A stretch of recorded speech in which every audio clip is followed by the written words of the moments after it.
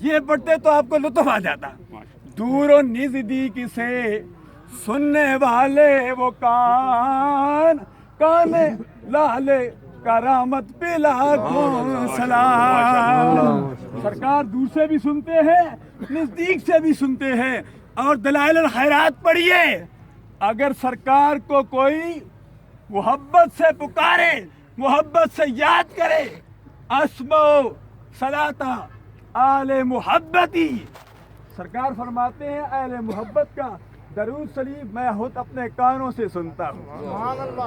صرف سنتا نہیں ہوں, وَعَارِفُهُمْ, میں ان کو پہچانتا بھی ہوں.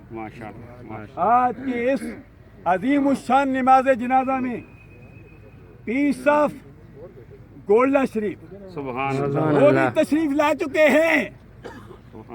ایسے عظیم اللہ کے ولیوں کی معیت میں نماز جنازہ پڑھنا یہ ہمارے لیے بخشش کا سبب ہے. تو حاضرین و ناظرین, اللہ و صحبت تالے ترا تالے کنن, صحبت سالے ترا سالے کنن.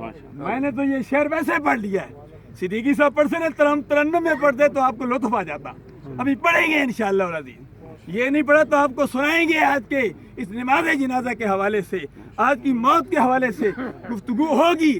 ابھی نماز جنازہ آنے والا ہے, تو اس لیے اگر نیک لوگوں کی صحبت اختیار کرو گے تو نیک ہو جاؤ گے, بروں کی صحبت اختیار کرو گے تو برے ہو جاؤ گے.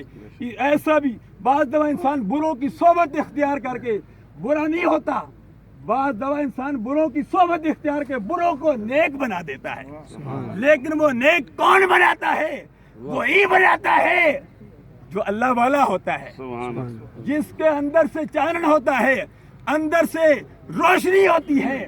وہ اللہ والے بدوں کے ساتھ مل کر بدوں کے پاس بیٹھتے ہیں, چاہے وہ چورا شریف ہو, گنگول شریف ہو, موڑا شریف ہو, دریا شریف ہو, ٹیر شریف ہو, آستانہ عالیہ گولڈا شریف ہو. جب ان کی نظر بدوں میں پڑتی ہے تو انہیں بھی اللہ کا ولی بنا دیتے ہیں. آپ کہیں گے حقانی یہ کہہ گیا, اللہ اللہ غوث اعظم رضی اللہ تعالیٰ عنہ چوری کرنے کے لیے غوث اعظم رضی اللہ تعالیٰ عنہ کی خدمت میں کے پیچھے آتا ہے. غوث اعظم رضی اللہ تعالیٰ عنہ کی نظر پڑتی ہے تو اس چور کو اللہ کا ولی بنا دیتے ہیں.